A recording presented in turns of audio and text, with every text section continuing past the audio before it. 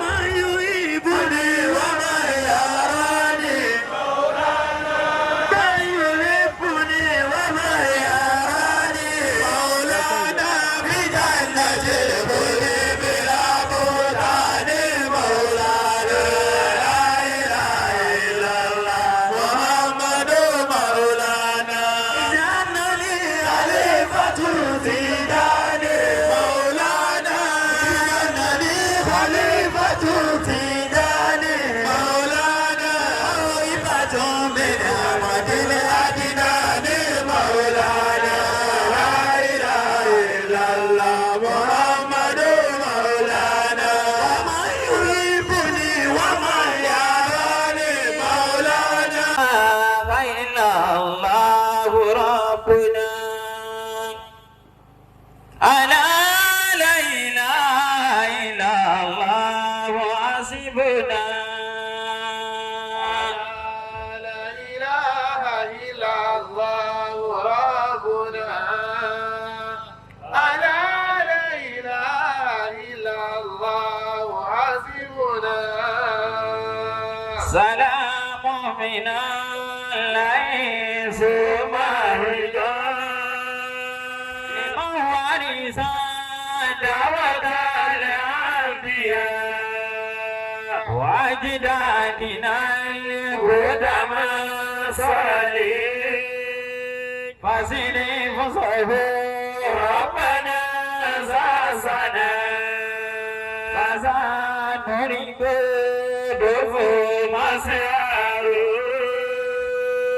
يرى الأكارم أهل الصفا سلام على من لنا وصول طريق إلى الخير والارتقاء والجود فوق برهامنا علي المراتب في الأسفياء بداية صلاة الفائدة وطول له اليوم يا ساسنا وثبت على دين مهداتنا وأقدامنا دون الشقاء ثالث بالجيل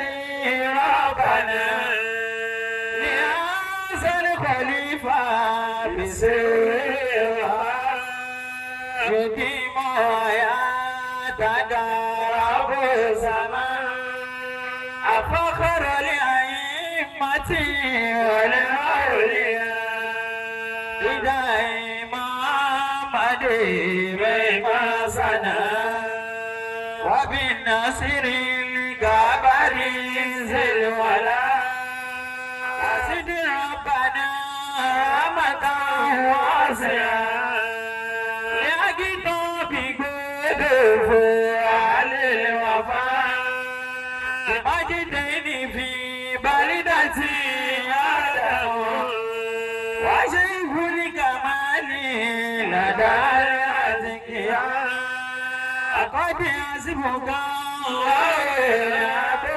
الفول قوة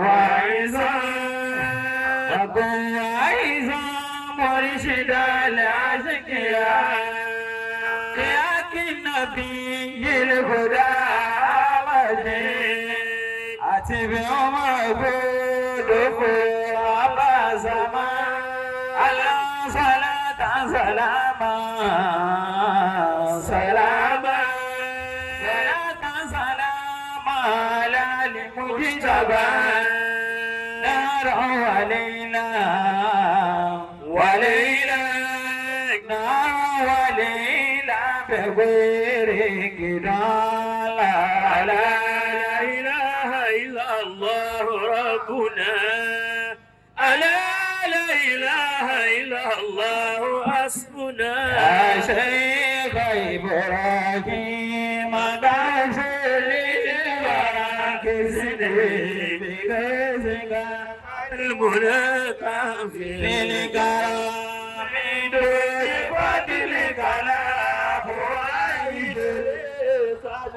الحاجة من ورد ذنبي قد جرى لكنني أرجوك سيدي غنيتك والحاجات أقبال الحمد لله هدانا إذ على قوما إلى برهام وأولا صار لا إله إلا الله لا إله إلا الله لا إله إلا الله لا إله إلا الله لا إله إلا الله لا إله إلا الله إله إلا الله لا إله إلا الله لا إله إلا الله لا إله إلا الله لا إله إلا الله لا إله إلا الله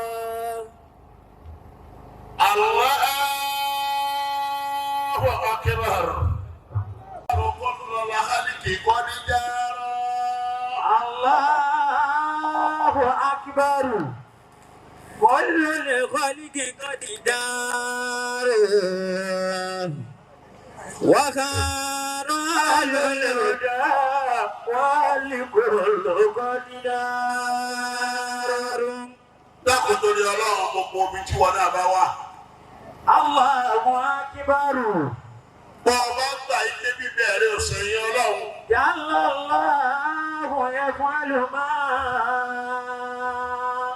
bá a fọwọ́ rẹ méjèèjì tẹ̀sánná sọ́dọ̀ pé Allahu Akbar lẹ́ẹ̀kan náà. من قدر والله مختار wọ́n ní kẹ́lọ́ mi ò kàn sára sọ́dọ̀ ètò ń sọ àwọn ọwọ́ fọ́rọ̀ àtúfò lọ́wọ́ náà. الله أكبر wọ́n ní ọ̀pọ̀ ẹ̀kọ́ pé Allahu Akbar lẹ́ẹ̀kan náà. رب لا شريك له àwọn akẹ́kọ̀ọ́ sọ̀rọ̀ láyé lónìí Ọlọ́run ti gba ọ̀rọ̀ lẹ́nu wọn. يصرف الأمر تسريفا ويختار àwọn akẹ́kọ̀ọ́ bí ọmọ wọn wò rí gbé mọ́ láyé lónìí. يا مالك الملك bó o bá gbàgbé sí sọ̀rọ̀ rẹ àti bíbọ̀ rẹ tọwọ́ ẹ̀ àti bíbọ̀ rẹ sófin òṣèyìn Ọlọ́run. يا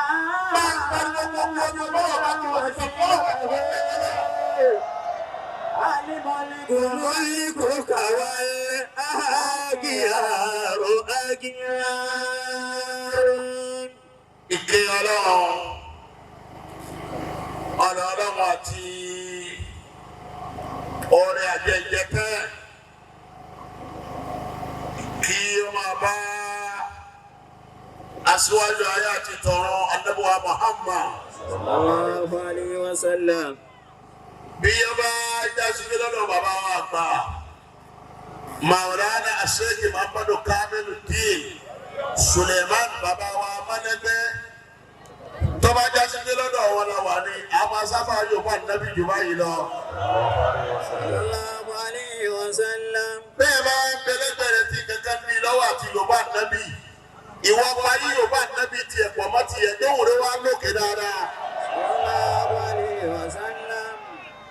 gbogbo ẹni tí o bá fẹ́ ní sóòkì kan yà yẹ fẹsẹ̀ rẹ méjèèjì dìde kó wá yorùbá nàbí lẹ́ẹ̀mẹ́ta kó lókè dáadáa. sallallahu alayhi wa sallam. sallallahu alayhi wa sallam. sallallahu alayhi wa sallam. ìkí ọlọ́run àtọ́rí ajé jẹ́tẹ́ kí ó máa bá aṣíwájú ayé àti tọrọ Ànábì wa Muhammad. sallallahu alayhi wa sallam. àpọ̀sẹ́kùnrin àṣàlátù Maulana Gawsu Sama Maulana Sheikh Ibrahim An-Niyas sallallahu ta'ala anhu. bó ti pariwo Niyas máa rè é. sallallahu ta'ala anhu. wàláhì tó bá náwó rẹ̀ sókè gbogbo tó kú lára rẹ̀ ó sì máa yè. bó o bá wà lè pariwo rẹ̀ tí wọ́n pọ́n sọ́mà dáadáa ìwọ ló jẹjọ tó ní jẹjẹ rẹ̀. àbọ̀sẹ́kùnrin àṣàlátù ọlọ́mọ amúmọ́ Maulana Sheikh Ibrahim An-Niyas. bàbá wa àgbà tí a jàlbárkà wa tán sí Maulana Sheikh Ali Sirul Niyas. inna lillahi rijalan ما نصر إليه سعيد سعادة لا يشقى به بعدها. إن لله رجالا ما نظر إليه الله دعوة لله رجالا ما نظر إليه على وصلة سعيدا يا باب فجوكا لا كذا يا بابا مولانا سيدي علي ما نظر إليه ọgbà wọn ṣe rere tẹ́lẹ̀ kó nígbẹ̀yìn rẹ̀ ọlọ́run á ní afojú kan bàbá lálẹ́ yìí gbogbo ẹni ọba bá ẹgbẹ́ àdó àwọn gbà bá afojú kan bàbá wa àgbà tí wọ́n ń ṣàdúrà fún wa lónìí gbogbo omi ọba wà bá kí mo ṣe lè yá sílẹ̀ mẹ́ta kó lókè dáadáa.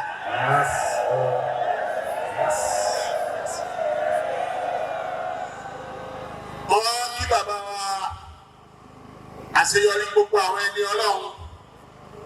Maulana Sheikh Abdulrasaq Ọ̀kọ́láwọlé bí ìbá gbàgbé àsìlá kan bẹ́tà máa ń dá pé la ilaha illallah Muhammadu ya Rasulallah bàbá tó fi fẹ́ ìdọ̀mà wá Rasaki Ọ̀kọ́láwọlé la ilaha illallah Muhammadu ya Rasulallah bàbá tó fi fẹ́ dọ́mọ̀ wá Rasaki Ọ̀kọ́láwọlé. ẹ̀mẹ̀ka láwùí bẹ́ẹ̀ wá fi wí lẹ́gbẹ̀rẹ̀ àgbàdàkà bàbá ló sì nírọ̀. La ilaha illallah Muhammadu ya Rasulallah bàbá tó fi fẹ́ dọ́mọ̀ mi Rasaki Ọ̀kọ́láwọlé. La ilaha illallah Muhammadu ya Rasulallah bàbá tó fi fẹ́ dọ́mọ̀ Rasaki Ọ̀kọ́láwọlé. La ilaha illallah Muhammadu ya Rasulallah bàbá tó fi fẹ́ dọ́mọ̀ Rasaki Ọ̀kọ́láwọlé. La ilaha illallah Muhammadu ya Rasulallah bàbá tó fi fẹ́ dọ́mọ̀ Rasaki Ọ̀kọ́láwọlé. La ilaha illallah Muhammadu ya Rasulallah bàbá tó fi fẹ́ dọ́mọ̀ Rasaki Ọ̀kọ́láwọlé.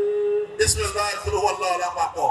بسم الله الرحمن الرحيم قل هو الله احد الله الصمد لم يلد ولم يولد ولم يكن له Mo kí Khalifa wa Maulana Sheikh Abubakar. الله حياته Èyí tí Ọlọ́run lè gbà lọ́wọ́ àwọn àgbàlagbà tẹ́yìn tara wọn jáde. Àfáàní ìsọ́fúta àrítàbí àbá ilà hù sàráfù. إذا افترض بآبائي له شرف Kúlì náà sọ̀dá kí táwà lákì ní màmá wàládùn. قلنا صدقت ولكن ماما ولد Èyàn lè ṣe fáàrí pé bàbá mi ni lágbájá. إذا افتخرت بآبائي له شرف قلنا صدقت ولكن ماما ولد Iná aláwì. إذا افتخرت Àríta. Bí àbá ilé ọ̀hún sára fún. Kúlì náà sọ̀dá kí táwà lákì bí ìsàmà wà lọ́dún. Kúlì náà sọ̀dá kí táwà lákì ní màmá wà lọ́dún.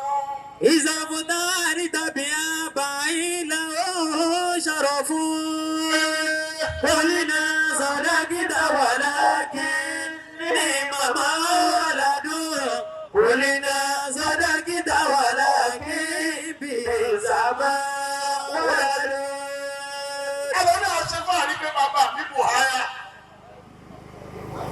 Àbátáwọ̀ yẹn bá wá rí wọn náà. قلنا صدقت Ilé ojú ẹni oṣù. ولكن بئس ما ولد قلنا صدقت ولكن بئس ما ولد Ní màmá Mọ̀lánà ṣe Abubakar. Ẹ bá wí dáadáa ni. Ètò wọn pè lágbà kì í ṣe tí àti búrẹ́dì o. Àyàwó àgbàlagbà kì í ṣe búrẹ́dì àti tí. Bí wọn náà bá gbọ́ bẹ́ẹ̀, tọ́lọ̀ bá ní òkun ọlọ́run mọ́ bó ti rí. Ọba tí wọ́n bá yín pè jáàlì. Tọ́lọ̀ wọ́n jọ dànù lójú bàbá kò ní dànù lérí ẹ̀yìn náà. Yóò jẹ ṣàyìn náà pẹ́. Ẹni ọlọ́run bá ṣe gíláàsì ní bàbá rẹ̀. Bọ́ bá rí gíláàsì ní àwọn ẹni ọlọ́run kò ní fẹ́ kún fọ́. Tẹ́ ẹ bá gbọ́ gbogbo orí tí bẹ́ẹ̀ sì ṣe jáde gbogbo ẹ̀ ná ẹni tí bàbá rẹ̀ kọ́ lé ní o. Ọba tó fi yọrí sí àwọn àgbàlagbà. Ọlọ́run nígbà yìí lọ́wọ́ wa. Mo kí gbogbo àwọn àgbàlagbà lókè. Ẹ dákun ẹgbà bẹ́ẹ̀ fún mi. Bàbá Mọ̀wọ́láńdà Sheikh Muhammadu Kamil Bin Suleiman Amalẹ́gbẹ́. Alijudu bilimali judun fihi mukramatun. Alijudu bilimali judun fihi mukramatun. Walijudu bin nafsi akisaka yatalijudi.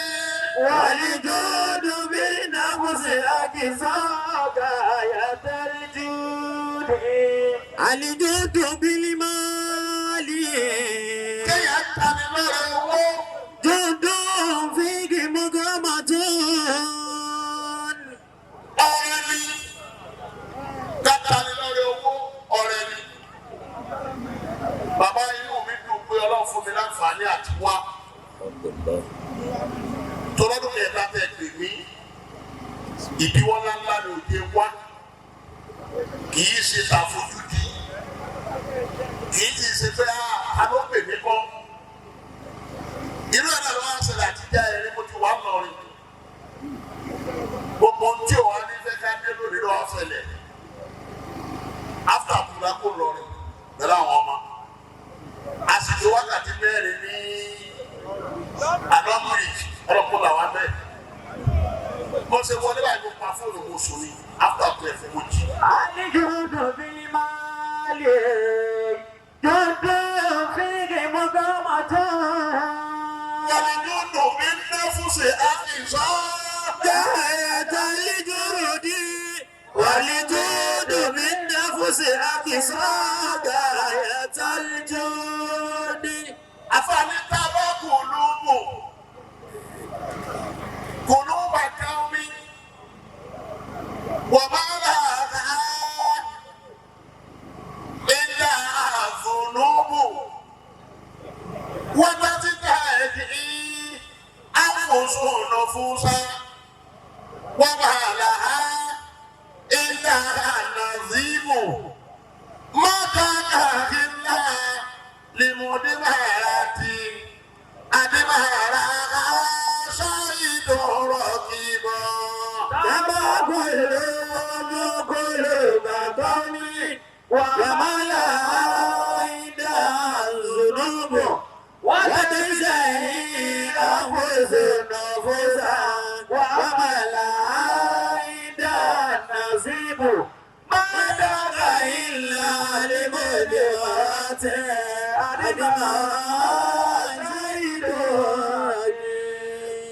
Afáàní àwọn ẹ̀mí kan ò ní fẹ́ rí ni. Tabakulu Kò ní fẹ́ gbọ́ ni. Bí wọ́n bá ń sọ̀rọ̀ èèyàn létí ẹ̀, a ní ẹ má pè é. wa malaida zunubu. Bí wọ́n bá bẹ̀rẹ̀ pé kí ni lágbájá ṣe fọ́tò òfin bínú ẹ̀, kò ní rí kẹ̀kẹ́ sọ. Wa tazahir anfusa wa malaida nazibu. Àwọn ẹ̀mí kan wà fẹ́ràn yàn.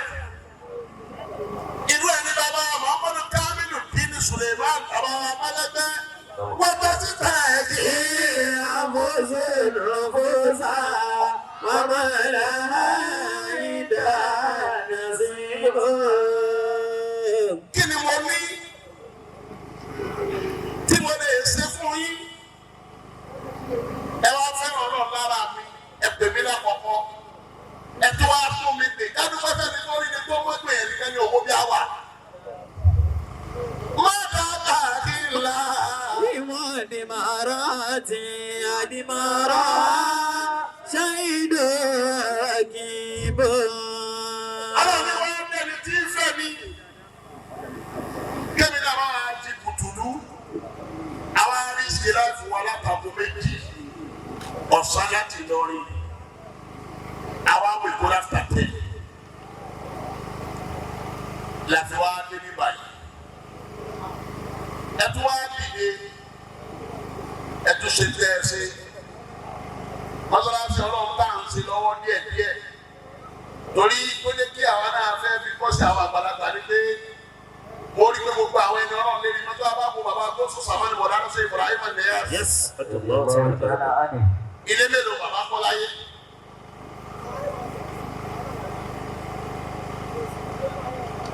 Èyí tó ń ṣe kókó ń bẹ̀ òun ni mọ́sálásí tó ń gbé kalẹ̀.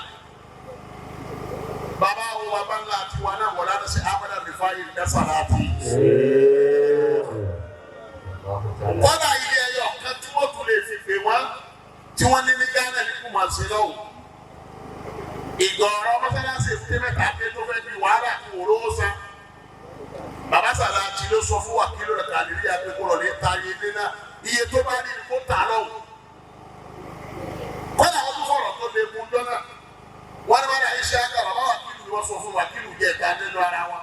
Wọ́n ní bára iṣẹ́ àgbà tó bá dé tó bá lórí ìta. Wọ́n ní wọ́n ti rí gbé àwọn ọmọ àwọn kan. Wọ́n ti sọ fún káàdì ni wọ́n pé tó bá lọ́kọ́ lórí ìta ká lè rí kó máa jókòó tiwa ní Ghana. Àbáwọn ní bára iṣẹ́ àgbà tó bá dé tó bá lórí ìta lábára kàlá òfin ká. Àfàdá ta ilé rẹ̀ ní Ghana òfin kọ́ mọ́sálásí lè kúté mẹ́ta. Ó di abàrò. Èyí lọ́la wa náà kọ́ làwọn náà fi kí ìgbé tó gbogbo tọ́lọ̀ bá ṣe fún wa tọ́lọ́kọ́ bọ̀.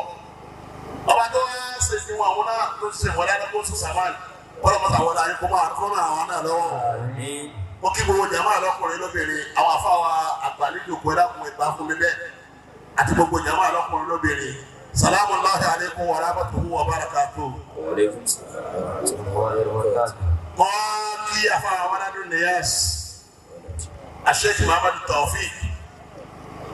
Inú orí Ọlọ́run tí àwọn àgbàlagbà tọrọ ọ̀kadà wá sí ní ọ̀sẹ̀ tó lọ́dún ní ilé tó dàbí ààfin àtẹ̀yìn àti olórí náà àti ìyá ọlọ́mọlá àbáwá kí ẹ̀ ń wò náà bàbá wa mọ̀ ọ́nà ṣe kámẹ́l ọlọ́mọta ti kẹfẹ́ ní gbogbo lò ọlọ́pọ̀lọpọ̀ àláfíà ara ọlọ́wọ́ afọ àlọ́dọ̀ ọlọ́run ọlọ́gbà àwọn ẹni ọlọ́run.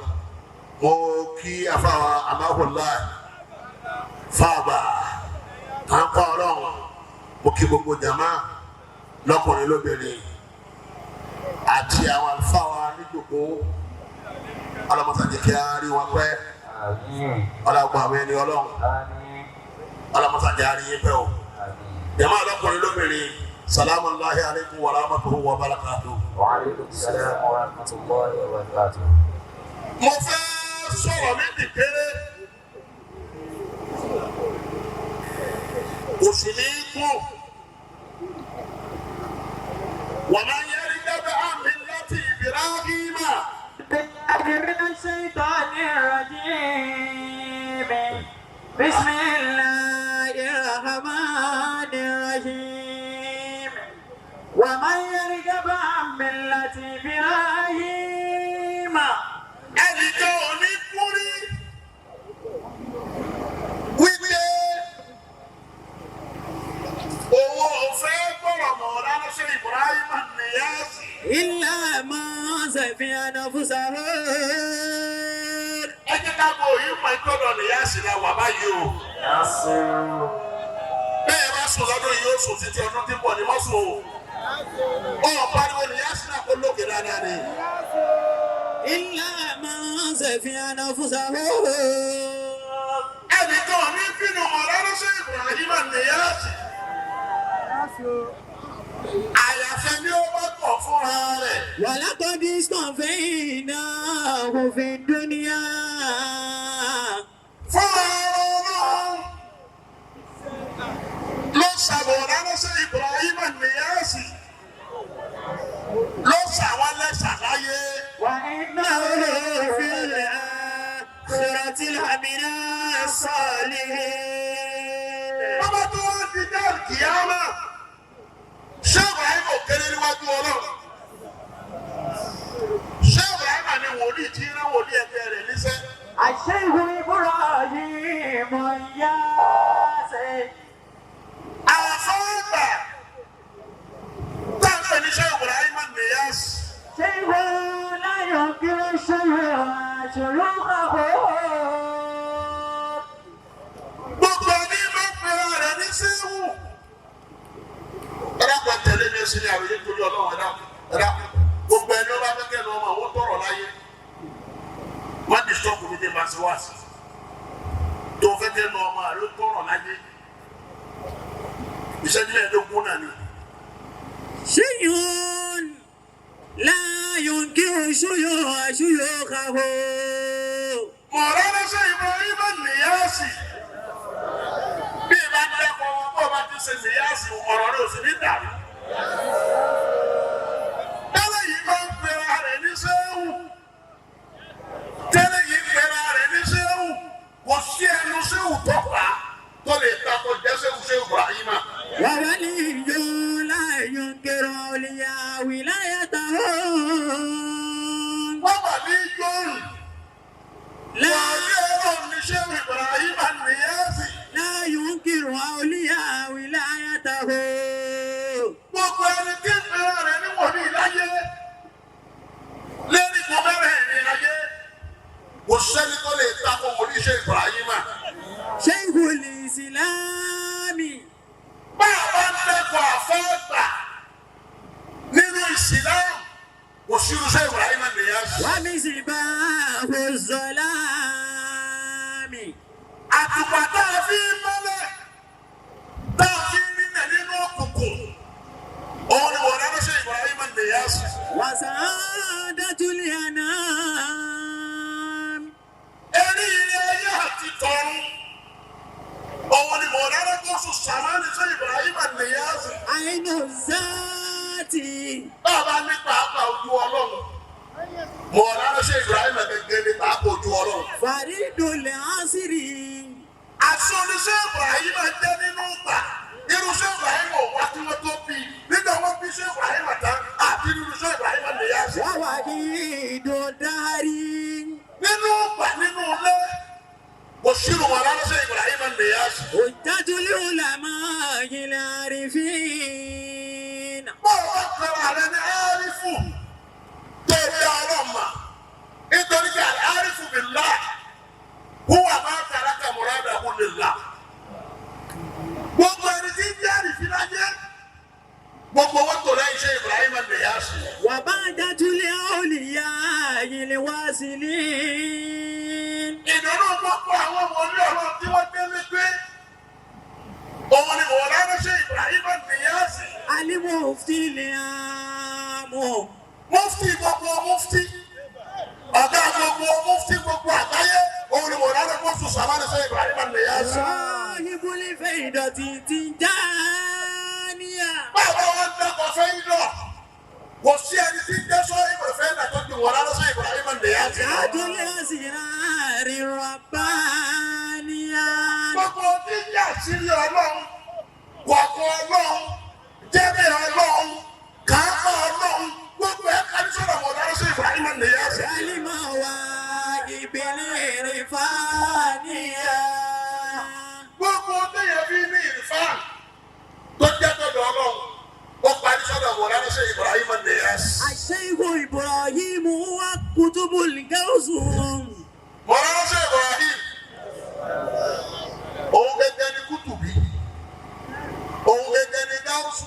والشيخ طريقة تجانية gbogbo tí ń jẹ́ Tìjàníyà ọlọ́run ti wọ̀ lọ́dún Sheikh Ibrahim yọrí iṣẹ́ àwọn àgbàlagbà lára wọn. ذات الأسرار الربانية gbogbo ọ̀kọ̀ọ̀kan ọlọ́run yẹn ní ọ̀pá ní sọ́dọ̀ rẹ̀.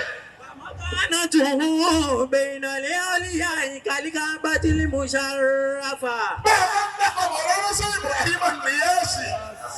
pariwo Niyas náà dáadáa bó ti pariwo mo Niyas má rè é. ọmọ mi sàpọ́tì Niyas lóru òní o. ó pariwo rẹ̀ kọ́ lókè dáadáa ni. mo lọ́dún Sheikh Ibrahim Niyas. ó dẹ̀ gẹ́gẹ́ bí káàbà ní láàrin gbogbo àwọn òní. التي هي قبلة المصلين.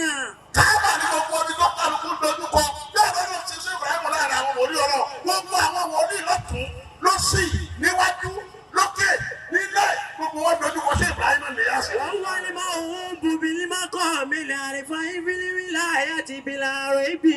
Ọlọ́run ló fún ṣe Ibrahim bẹ́ẹ̀ ló fún ní màkàmá Ọlọ́run ṣàánú wọn tí ò rúkú ọ̀tá ṣe Ibrahim gẹ́gẹ́ bí ṣe Ibrahim òkèrè ní wòlíì ọ̀rọ̀. صاحب الفائدة التجارية. Báyọ̀ máa ń kí kò sí sọ́yìn pẹ̀lú sẹ́yìn náà.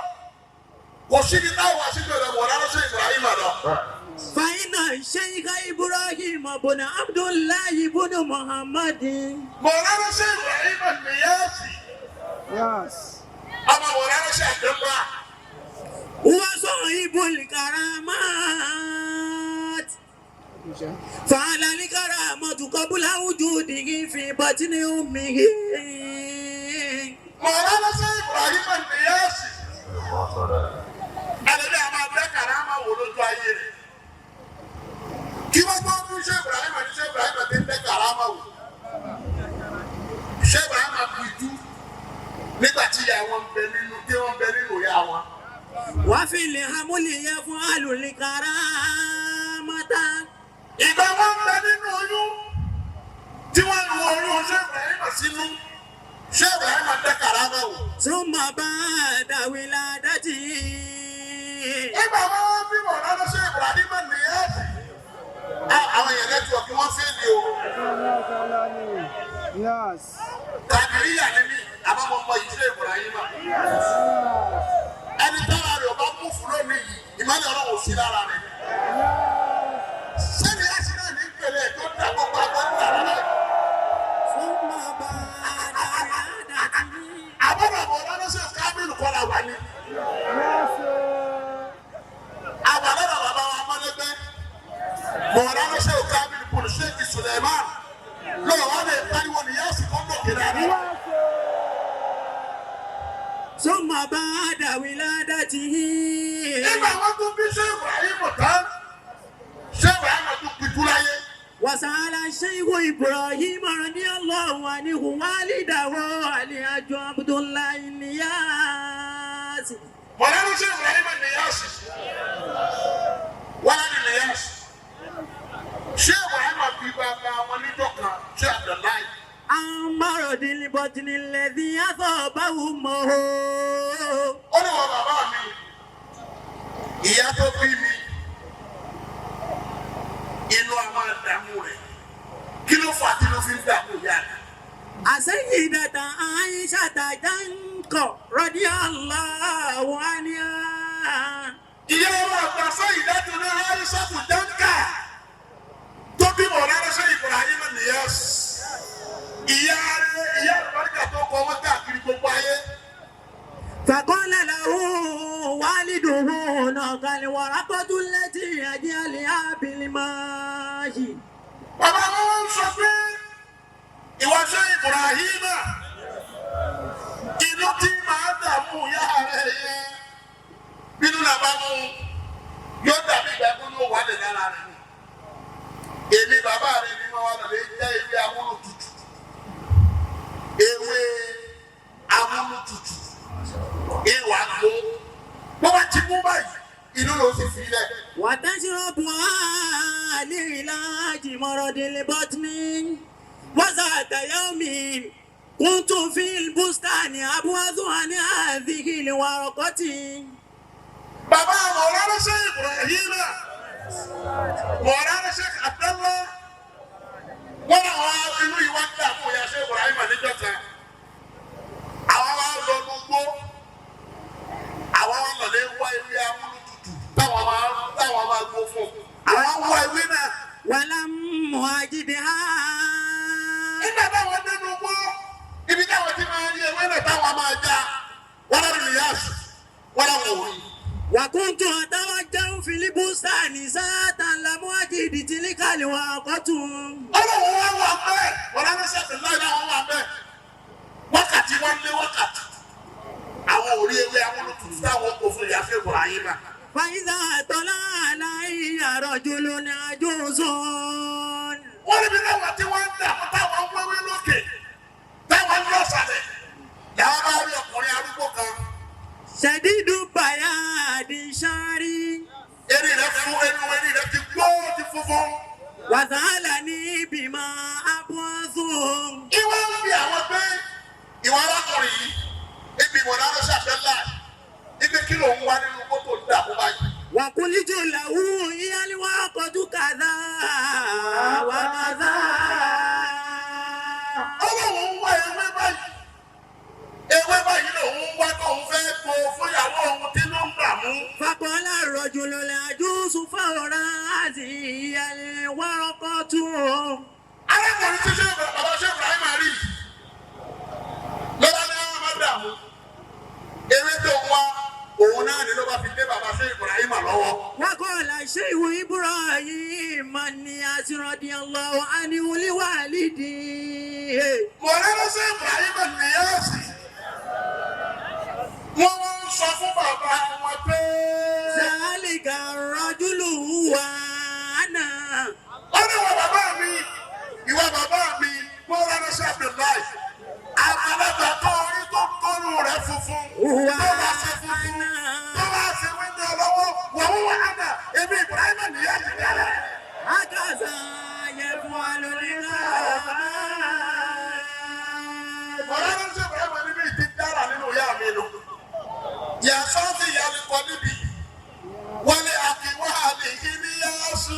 يا صافي القلب والأكوال الياس. يا من تزكي قلوب القلب برهان. yẹ sọ́ọ̀fì ìyàlẹ̀ kọ́ níbi. mo fọ ìwọ́n tó ń fọ gbogbo ẹ̀mí ayé mọ́. والأكوال الياس. báyìí ààrẹ ti dá ìwé mọ̀lẹ́lá sí Ibrahim Niyasi. يا من يزكي. bẹ́ẹ̀ náà sì ni iṣẹ́ rẹ̀ dá ọ̀rọ̀ rẹ̀ dá ìwé mọ̀lẹ́lá sí Ibrahim Niyasi. يا من يزكي قلوب القلب برهان. àtẹwẹ́pọ̀ máa fọ gbogbo ẹ̀mí mọ́ ìwé mọ̀lẹ́lá sí Ibrahim Niyasi. يا قدوتي يا إمام الكونياس. wọ́n gbé ìwọ síwájú gbogbo ayé. ìwọ tó ṣe nínú ìyàwó dì mọ́ ó dì méjì ilé ayé àtọ̀run. تصرف تريتان برهان. Ẹ̀fí tàṣàrúfì. تريتان Gbogbo برهان. ẹni bá lóun sọ̀rọ̀ Súfì láyé tó bá jọ tí wọ́n ṣe Ibrahim kó bẹ́ẹ̀ kó rí kankan sọ. يا نادي القوم والأكوان قاتبة. Ẹgbẹ́ ìwọ ọ̀rọ̀ lọ́sẹ̀ Ibrahim Niyasi. Ìwọ náà fi gbogbo ayé mọ̀nà. Lọ́dọ̀ ayé Niyasi. Lọ́sẹ̀ ayé Niyasi. Níwájú ayé Niyasi. Lẹ́yìn ayé Niyasi. Nísàlẹ̀ ayé Niyasi. Padà lókè ayé Niyasi náà ni. أما يعرفنا تبرك. Àti Áwúdà, àti Násúdà, àti gbogbo tààtàtà. Ìwọ Ibrahim Niyasi kankan náà ni. أنت الذي صار بيني لكون محمود. Ìwọ náà ni kí gbogbo ayé dúpẹ́ fún lónìí. Bí ìbẹ́ sọ̀rọ̀ sí Ibrahim sáàtò tó bá ti dòkó yìí. توبى لمن آمن مولانا برام. Eríire fọkùnrin kan, eríire fọbìnrin kan, eríire fọmọdé kan, eríire fọgbà kan.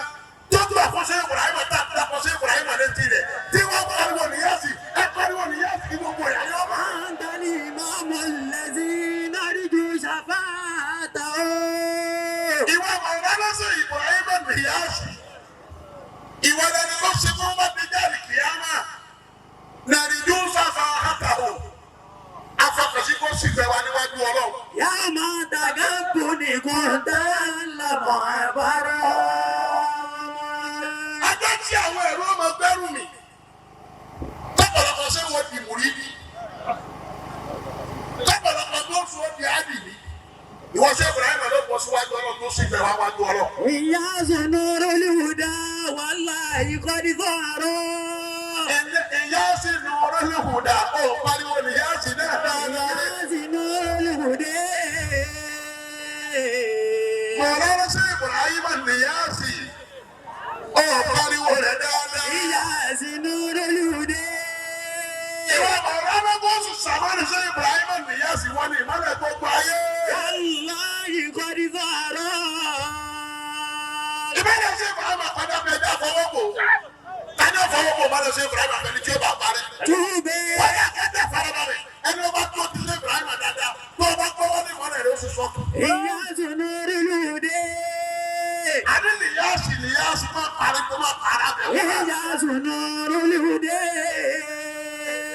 ayọ̀ kan wọlé ló máa para. إياس نور الهدى nìyáàsì náà ló wúlé. إياس نور الهدى والله قد ظهروا gbogbo ayé lónìí kábàkábà wọn kẹfẹ́ rí tí wọ́n mọ́rọ̀ wọ́n sì lẹ́fọ́ tó ṣe Ibrahim mọ́mọ́tò wọn. ọmọ yìí kò gán lẹ̀. والله قد ظهروا obìnrin yìí dàkú máa gbé fọ́tò ń gbogbo tí ń gbé bọ̀. إياس نور الهدى إياس نور الهدى ojú tójú lọ́wọ́ ọba pariwo ní yáàsì lábẹ́ ọ̀rọ̀ rẹ̀ máa lójú tù ú. إياس نور الهدى والله قد ظهروا àwọn ọmọ ẹgbẹ́ ṣe Ibrahim káàkiri gbogbo ayé. توبى لمن يقتدي إياس برا ẹni ní afẹ́ni ọba gbà fún ṣe Ibrahim. والله أكثره بالعلم ثم تقى báwa ń tẹ̀sán àwọn àfa wọ́n ní tí o máa kéwòn lọ́gbẹ́ ṣe Ibrahim ni. lọ́dẹ̀ ń wọ àwọn ọmọ àgbàfà ti ṣe Ibrahim. فالله أقدره kásìmù àdìbáṣì ló fẹ́ wò ni. àdéhùn ló fẹ́ wò ni àbí tẹ̀síìrì kan rárá bó o bá ka tẹ̀síìrì ṣe Ibrahim ó sì jòkó jẹ́. بالعلم ثم تقى ṣé Ibrahim ọkọ wòlíì tí fáyìn ẹ̀kẹ́ ṣe tàṣọ wúkú. ṣé Ibrahim ẹ̀kẹ́ gẹ́ ni mà.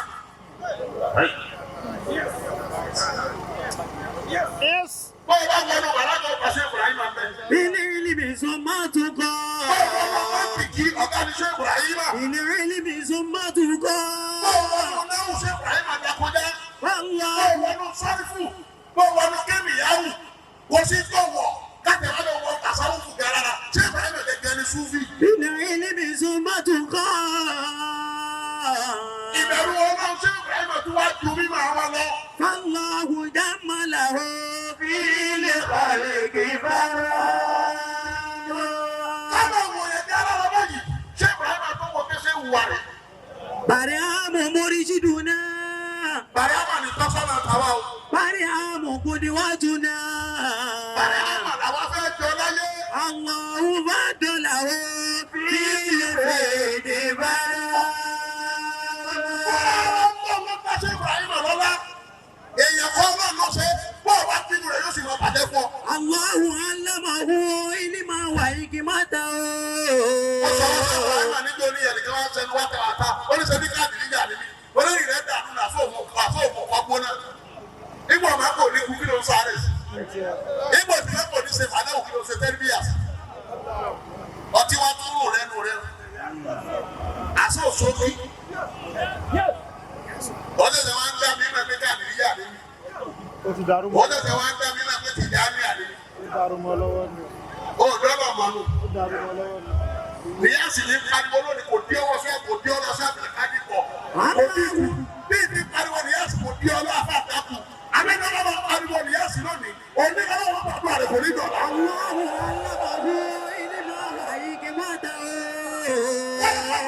Kọ́dà bọ̀ bá bẹ́ẹ̀ tún pàdé àrẹ òní gbà yóò sì gbà lóko òní.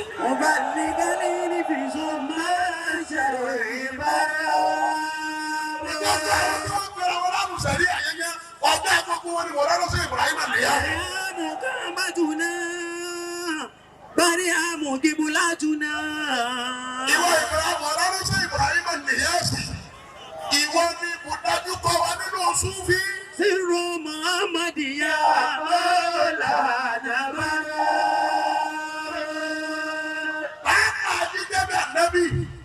ṣé Ibrahim ni. أفنيت عمري على كوبيات كذا. mo gbé sára ìfẹ́ mọ̀ lọ́rọ́ sí Ibrahim yányá.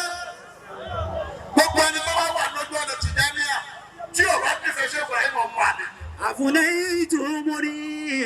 gbogbo wọn tó ń pè ààrẹ ní fẹ́yìn náà. tó tó wá ń ṣe kọ́lọ̀kọ́lọ́ nípa ṣé Ibrahim ò lè sọ̀kalẹ̀ rẹ̀. أفنيت عمري. báwo bá jọ ní Súfì tó bá takò ṣé Ibrahim ọlọ́wọ́ sì takò wọn náà. على كوبيات كذا. أتيته بلا للشيخ برابا. àti kọ̀kọ̀ mi àti dá mi mo fi tẹ́sára nìyẹ́sì wà má yóò ní ibò ní wọ́n máa yára mi. مولانا wà má yóò ní ibò ní wọ́n máa yára mi. مولانا في جنة الخلد بلا بهتان مولانا لا إله إلا الله محمد مولانا ومن يحبني ومن يراني من يحبني ومن يراني مولانا في جنة الخلد بلا بهتان مولانا لا إله إلا الله محمد مولانا إنني خليفة تيجاني مولانا إنني خليفة تيجاني مولانا خليفة من أحمد الأدنان مولانا لا إله إلا الله محمد مولانا ومن يحبني ومن يراني مولانا ومن يحبني ومن يراني مولانا في جنة الخلد بلا بهتان مولانا لا إله إلا الله محمد مولانا لا إله إلا الله لا إله إلا الله لا إله إلا الله محمد مولانا لا إله إلا الله محمد مولانا لا إله إلا الله لا إله إلا الله لا إله إلا الله لا إله إلا الله لا إله إلا الله محمد مولانا لا إله إلا الله محمد مولانا اللهم انك عامل بكل شيء وكل شيء خائف منك فبأمرك من كل شيء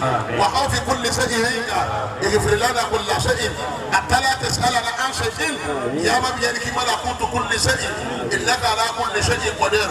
اللهم يا رجاء المؤمنين لا تخيب رجاءنا ويا قياس المستغيثين اغثنا ويا عون المؤمنين اعينا ويا حبيب التوابين تب علينا وعلى عبادك الرسل اجمعين برحمتك يا ارحم الراحمين يا رب العالمين. gbogbo wa tó fẹ́ mú gbàdúrà lọ́lé bá ń pariwo nìyá sílẹ̀ bẹ́ẹ̀ bá kọ́ lókè náà.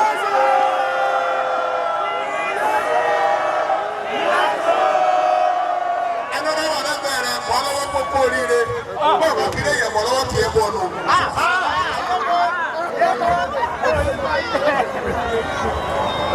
Jọba ìsàfihàn lọ́wọ́ kìlọ̀. Allah. Allah.